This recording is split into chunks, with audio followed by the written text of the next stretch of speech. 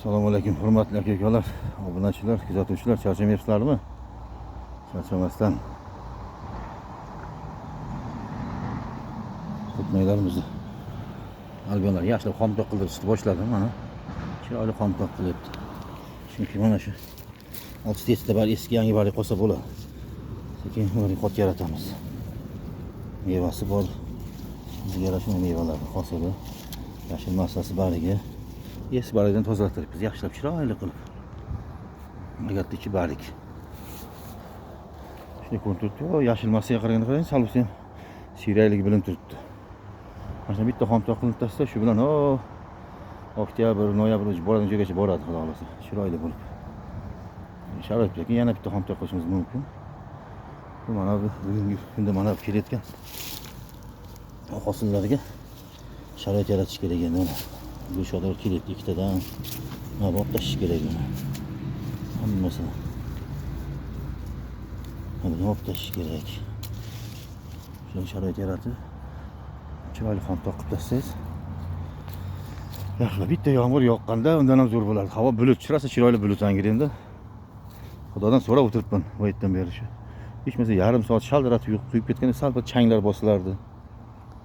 Chiroyli bo'ladi.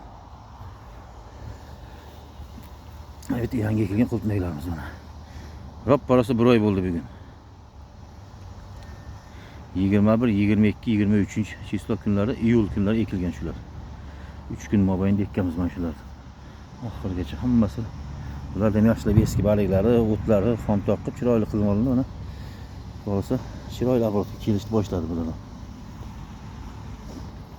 Mana shu tarzda davom etsa, xudo xolasa, yaxshi bo'ladi shu bir oylik natijasi. Yangi baliklari, mo'ylovlar kerak, mo'ylovlar olinadi bular hammasini. Sharoitni olib tashlash kerak. Mana bo'g'zi, namlik mana shu oziqqa ketyapti shu ariqqa. Shu agatga oziqqa ketyapti hozir.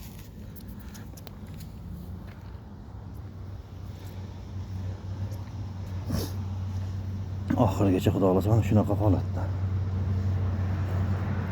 Bu yoqda xomtok qilinmagani mana. Eski gul shodalari bor, boshqasi bariklari. Mana shu yerdan bu yoq xomtok qilinmagan. İşte bir yoq bo'ldi. Endi ertaga tarafdan kelib tushadi. Bundan bu yoq hammasini xudo bir kunda tinchitadi balalar kelib. Mana shu yangi albion ko'chatlarimiz buni. Bir sirg'i begona o'tidan tozalandi, o'zi xomtok qilindi. Boshqa bo'ldi. Ham kechagi issiqlarda o'tlarga tegdirmadim. Chiroyli bo'lib. Mana shu kecha o'toqdan chiqilgan endi shu yoqlar. Holati yaxshi yomon emas. Shu katta maydondagi joy. Bularimiz xudo xolasa oktyabrda boshiga hosilga kiradi mana shular. Keyin boli sentyabr salqinroq bo'ladi. Bular o'zi yaxshi xush ko'rib yashaydigan havo bo'ladi. Sentyabr oyi salqin havo. Qultmaylar yaxshi ko'radi buni. Rivojlanishi aboroti 2 barobar bo'ladi. Ko'chatlarimiz qarang mana shu. Chiroyli bo'lib turibdi. Orasida kamchiliklari yo'q, bexato. O'z vaqtida oziqalari, kasalligi, hasharati, boshqasi hammasi profilaktikasi qilib turilibdi o'z vaqtida. Endi bundan bu yog'iga shu payt ekilgan qultmaylar davri keladi. Bu yerda mana bular eski barglar olib tashladi, hammasi tozalanadi endi. Yozi bilan hosil berib keldi. Bir sirg'i chiroyli tozalab, yaxshi agrotexnikasi qilinadi. Antistress suvi boshqasi sepilib, ildiz chirishiga qarshi ildiz o'tlarning dorisini ham oyida bir marta berib turamiz. Chunki tinmasdan hosil berdi bular. Как mexanizm. Aylanib buloq bo'lib qaynaveradi albion sort. Endi to'g'ri endi chillada issiqda sal 50-60% hosil berib turadi. Unga chidasanglar. Masalan, shuncha maydonda, katta maydondagi bir terganda 200 kg, 300 kg tersangiz, issiqda 100 kg, 150 kg tushib qoladi.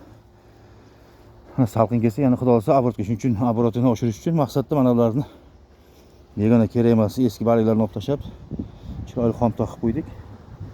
Yangi baliklar chiqarib, yangi hayot boshlanadi bularda xudo xolasa. Budalar, nardalarni ham bu yoq tugatgandan keyin nardalarga o'tiladi. 3-dalalar, 4-dalalar holat mana shunaqa holatda kelyapti. Chiroyli bo'lib turibdi. Oktyabrda bir oy hosil bersin mana shu dala. Butun yozni bilan qilgan hamma dalani rasxodni mana shuni o'zi qoplab ketadi. Prosta orqasida zamirda mehnat bor, chiroyli mehnat bor. Chiroyli mehnat qilish kerak faqat. Charchamanglar aka-ukalar, charchamanglar.